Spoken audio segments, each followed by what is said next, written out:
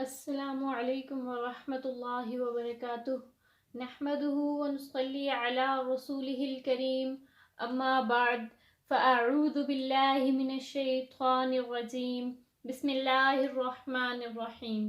Welcome to my channel Quran and तजवीद with me. उम्मीद करती हूँ आप सब लोग खैरियत से होंगे। अल्लाह ताला से दुआ है कि अल्लाह ताला तमाम मुसलमानों पर अपनी नज़र करम बनाए रखे।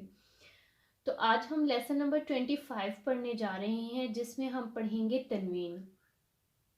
और इस लेसन में हम तनवीन ज़बर के मुफरद हरूफ की पढ़ेंगे, लेकिन उससे पहले आप लोगों का ये जान लेना ज़रूरी है कि तनवीन कहते किसे हैं।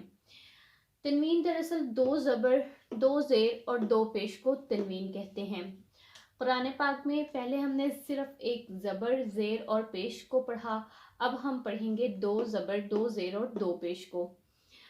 तो तनवीन के कुछ कायदे हैं। ज़बर की तनवीन वाले हर्फ के साथ कहीं अलिफ और कहीं या लिखा होता है, जैसे कि आप लोगों को यहाँ पे नज़र आ रहा है। ये तनवीन है तो इसमें बा के साथ एक अलिफ भी लिखा हुआ है और यहाँ पे या भी आप लोगों को लिखा हुआ नज़र आ रहा है। लेकिन जब हम इसका जोड़ करते हैं तो हम इन हरूफ का नाम नहीं लेते। मिसाल के तौर पे हम जब इनका जोड़ करेंगे या इनको पढ़ेंगे तो हम इस हरफ को नहीं पढ़ेंगे। जैसे कि बा दो ज़बर बन, बा दो ज़बर बन, अलिफ हमने नहीं पढ़ना। जाल दो ज़बर जन, ठीक है, यहाँ पे या नहीं पढ़नी। तो ये तो हुआ एक कायदा। और फिर तनवीन में गुन्ना करते हैं, जैसे कि बन। गुन्ना का मतलब है नाक में आवाज को छुपाना, ठीक है। बन, इसको गुन्ना कहते हैं। तो तनवीन में हम गुन्ना करते हैं। अगर आखिरी हरफ पर दो जेर या दो पेश हों तो बहालत वक्फ उनको साकिन कर दें। अगर हम कुरान पाक पढ़ रहे हैं और कहीं हमें जो तनवीन है वो नज़र आई है और हम वहाँ पे वक्फ करना चाह रहे हैं और उसके जो हरफ है उसके आखिर में दो जेर या दो पेश हैं, तो हम बहालते वक्फ इनको, जब हम वक्फ कर रहे होंगे तो इन दोनों जेर या दो पेश वाले हरफ को साकिन कर देते हैं।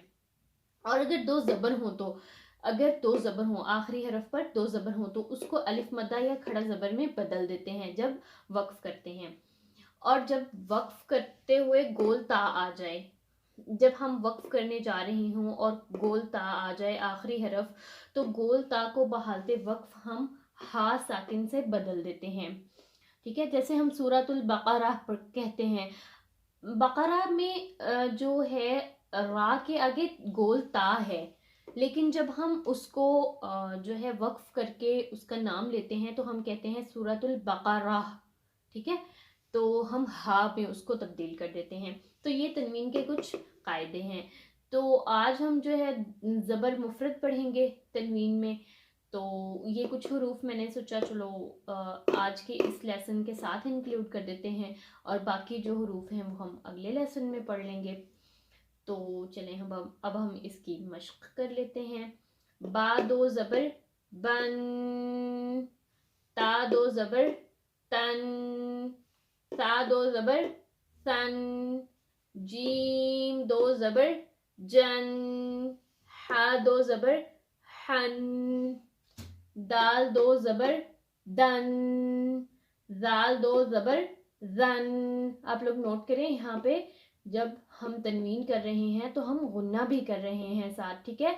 जाल दो ज़बर जन, रा दो ज़बर रन, जा दो ज़बर जन, सीन दो ज़बर सन। रवा पढ़ते हैं, बन तन सन जन हन दन जन रन जन सन। तो आज के लेसन के लिए हमने जो है तनवीन के कायदे पढ़ लिए हैं और कुछ तनवीन के ज़बर के मुफरद हरूफ पढ़ लिए हैं। अगले लेसन में हम यही जो ज़बर के मुफरद हरूफ जो रह गए हैं हमारे पास, वो उनकी मशक करेंगे। तो अगर अभी तक आप लोग चैनल पर नए हैं और चैनल को सब्सक्राइब नहीं किया तो चैनल को सब्सक्राइब करके साथ में बेल आइकन को प्रेस करके ऑल नोटिफिकेशन ऑन कर दें, ताकि कुरान पाक को तजवीद के साथ पढ़ने के लिए स्टेप बाय स्टेप हर नई आने वाली वीडियो का नोटिफिकेशन सबसे पहले आप लोगों को मिल सके। और वीडियो को लाइक करें और ज़्यादा से ज़्यादा शेयर भी करें ताकि आप लोगों के लिए भी ये सदका जारिया बन जाए। इंशाल्लाह नेक्स्ट लेसन में हम तनवीन ज़बर के मुफरद हरूफ के अगले हरूफ की करेंगे और उनकी मशक करेंगे। तब तक के लिए इजाज़त दीजिए। अल्लाह हाफिज़।